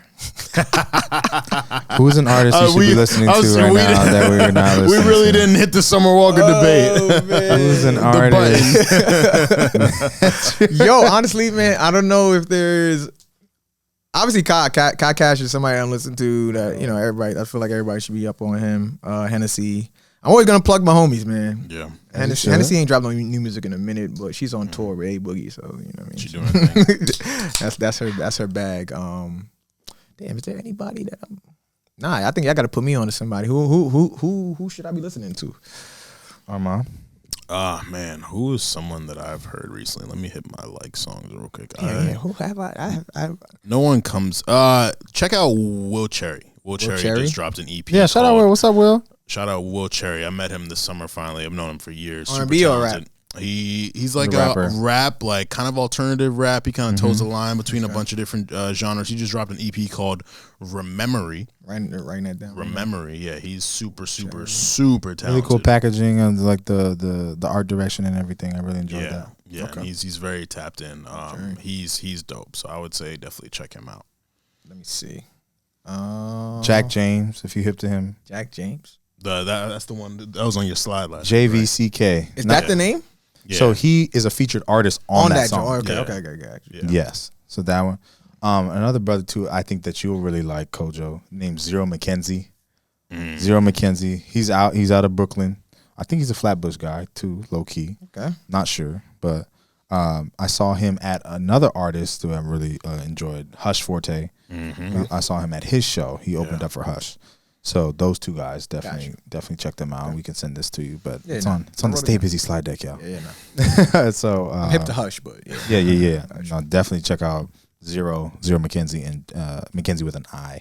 Got you. And then Jack James, bro. Jack James is that guy. I gotta ask, man. We kind of talked about this at the Imaginary Players Party, but some albums have come out since then. What's your top 3? Very drunk that night, by the way. Top 3 to 5 albums of the year this year. Favorites. So top 3. Yeah. So I think if I put it in 3, 2, 1 order, I'm gonna go Wale for Lauren 2. That's special. 3. I'll go Call Me If You Get Lost at 2. Yes. Okay. By Tyler, the Creator. Yes. Love of Gangsta Grills. You know what I'm saying? I'm from that era. And then I'm going to give number 1 to Cole, man. Gotta give it to Cole. Like, yo. This shit too easy for me now. It's too easy for him now, man. I think. Nigga. Like, I think on a grand scheme, like, Cole challenged himself. Yes. Once again to do something that he hadn't done before, which is just rap. Only rap.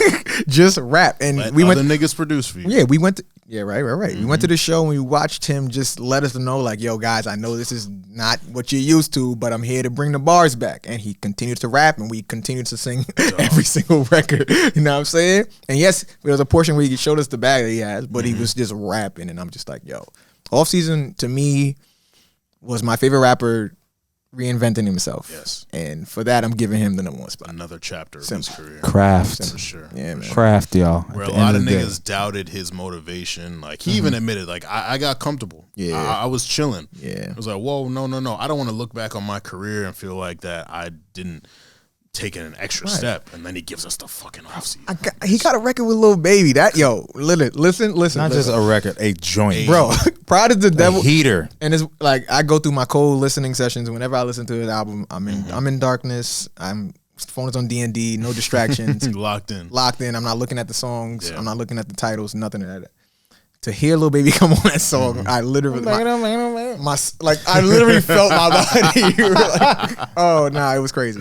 Shout out to that whole album. Spaz. Yeah, What's your top 3 for R&B? R&B, yo, this year for R&B has been ridiculous. It's been a really good year. Ridiculous. I don't think people realize how good of an R&B year it's I want to get this right though. Hold on. Okay. Yes, please. Hold on. I want to get this right, man. I know one album that's on that top 3. I think we discussed Still it. Over at Summer Walker. Oh yeah, that, you know. on that Well, top hold on. 3. You know that's there. But I want to. So I'll let y'all know that's the #1. For Number me. 1. I'll let you know that's the one for me. I want to say Division and Ty Dolla. Cheers. Gotta give him that one. Memories. Okay. Gotta give him that one. Yeah. Who else would I give in that top 3 for You were high on the Jasmine Sullivan. I was, but I think I'm gonna give it to 7th Streeter. Drunken Words, Sober Thoughts. I think I'm gonna give it to that one. I haven't heard that project yet. Whoa. So I'm gonna tap in. It's better than Hotel? We're gonna responsibly revisit that. It's not better than Hotels, but I enjoyed it more. Okay. Does that make sense? That Does does it make sense? 100% make Okay, sense. Hotels. I enjoy Culture 3 more than Call Me If You Get Lost, but Call Me If You Get Lost is probably better than Culture 3. Conceptually, I get it. Jasmine smoked that. I loved it. Yes. Like, it was a great album, and it deserves any recognition that it gets. I feel like 7th Streeter isn't as recognized as Jasmine Sullivan is, even though Jasmine Sullivan isn't as recognized as she should be. Nonetheless, 7's album, I think it just had the sound was. It just sounded better for me. But Hotels is great. Okay. Masterful. You have. We're going to tap into that and speak on that. Yeah, but someone smoked everybody. I gotta keep it real, bro. Still Over It is incredible. I gotta keep it real, man. All right, guys. Real quick, favorite song from Still Over It? Today, damn, bro. Today I'm gonna say Constant Bullshit, man. I don't know, man. It's every day is something different with me. But nah, for sure, the one that I can say for sure is when she got into You Don't Know Me. He loved that. I know. Too. That's when the album starts. I know. No, I don't. I disagree. Reciprocate. I disagree, but That's when the album starts. album starts. You hear the first thing, you're like, okay, I can listen to these. You don't know me, and you're like, Nigga, reciprocate. Once You're trying to make up for what you like. You guys have to respect the bitch better stop playing with me. That is the intro is where it starts, bro. Bitter Do not is disrespect good. the Bitter is record, good. bro. Bitter is good. Like, you know how I know that song is good? Because I can just sing the ad-libs, bro. And Yeah. then Okay. and I think Cardi closing that song is just perfect. It Fuck was- these hoes. And then it just goes into one of my favorite songs, which X4 Reason is road trip music. I was riding down to Philly with my homeboy DP, and I put on the album, and I see him bumping. I'm just like, yeah, this is that. Like, I never played it going that fast, going that, like, you know what I mean? So, long drive. yeah, and I will say it's grown on me more. Oh, Road man. test. It's grown on me Road more. music. It's grown on me Road more. test. it's my joint. It's my joint. grown on me. Shout out to Summer, man. I'm proud of you. Well, shout out to you and thank you again for joining us for an episode. Really, really great conversation, and we are supportive. We are proud of everything that you are doing and will do. We know that there are more plaques coming for you in your future. Yeah. Much more IGTV Hooper videos. Oh yeah, facts. And yeah, again, just thank you for pulling up. Thank y'all for having me, man. Man, Of course, Thank y'all man. for having me, man. Of course. Finally get to do it in person. You know what I mean? Yes. I mean, So I appreciate y'all. You guys are genuine. You guys are responsible, like you guys say, and I'm a fan of the platform. I lock in with y'all every Monday. Thank You know you. what I'm saying? So Much love, brother. keep going, man. Thank Keep you. going. Thank you. So, you all have been treated to an incredible episode. Yeah, so that was what's that great. mean? Make sure you tap in. Make sure you tell a friend to tell a friend about the Busy Boys. It's the boy Armon, White Claw Warrior, Cacti Connoisseur, here with the guy Nick Early, the Kombucha King that makes your heart sing, and the multi-talented gentleman, TMTG, Kojo Dadzie. So what do we want y'all to do? Stay safe, stay humble, stay busy. I'm going to play a different song for our outro. What we doing?